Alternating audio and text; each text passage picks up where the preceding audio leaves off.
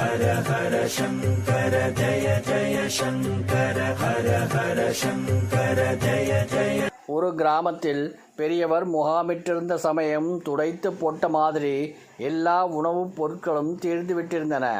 காரியதர்சியும் பரிசாரகரும் பெரியவரிடம் வந்து தெரிவித்தனர், இன்று இரவு பொழுது எப்படியாவது கடத்திவிடலாம்.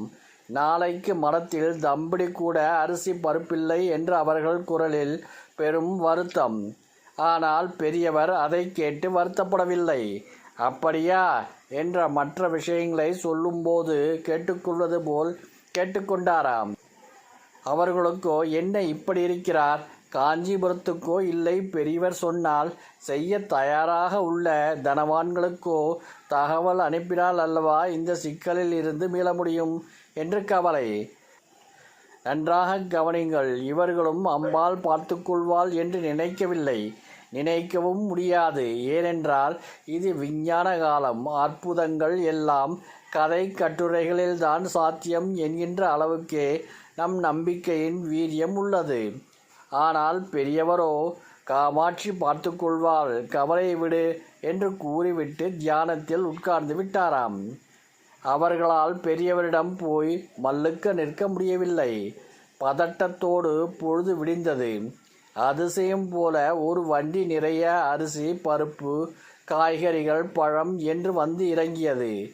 யார் அனுப்பினார்கள் இதை என்ற கேள்விக்கு கிடைத்த விடையில்தான் அற்புதங்கள் இந்த நாளிலும் நடக்க முடியும் என்பதற்கான விஷயம் உள்ளது. பக்கத்து கிராமத்தில் ஒரு திருமணம் நடக்க இருந்தது. அந்த திருமண விருந்துக்கான உணவுப் பொருட்கள் தான் அவை. ஆனால் கடைசியில் நிமிடத்தில் மாப்பிள்ளை பையனுக்கு அம்மை போட்டதில் கல்யாணம் செய்ய முடியாத நிலை. வாங்கிவிட்ட அவ்வளவையும் என்ன செய்வது என்று யோசித்தபோது மடம் வந்து முகாமிட்டிருப்பது அந்த திருமண வீட்டைச் சேர்ந்த பெரியவருக்கு தெரிய வந்தது. மடத்தில் தினமும் அன்னபோஷணம் நடப்பதை தெரிந்து வைத்திருந்த அவர், இதை மடத்துக்கு கொடுத்து விடுவோம், வீணாகாமல் நல்ல விதமாக பயன்படும் என்று கருதி வண்டியோடு அவ்வளவு சரக்கையும் எடுத்து கொண்டு வந்துவிட்டார். மூட்டையில் அரிசி, கூடை கூடையாக காய்கறி, பழங்கள், பருப்பு, எண்ணெய் என்று சகலமும் வந்து இறங்கியதை பார்த்த காரியதர்சியும் பரிசாரரும் திகைத்து போய் பெரியவரிடம் கூறவும், சிரித்த பெரிய காமாட்சி, பார்த்துப்பானப்போ உனக்கு என் மேலே கோபம் கூட வந்திருக்கும், ஆனால் இப்போ என்ன சொல்கிறே என்று கேட்டாராம். அவர்கள் பதிலுக்கு என்ன சொல்ல முடியும், சிலிர்ப்பதை தவிர. ஒரு விஷயத்தில் குழப்பமே இல்லாமல் 100% நம்புவது என்பதில்தான் அற்புதங்கள் நிகழ்கின்றன. இந்த வகை நம்பிக்கையைத்தான் நம்பினார் கெடுவதில்லை 4 மறை தீர்ப்பு என்றார் சான்றோர். மகாபெரியவா அருள்வாக்கு.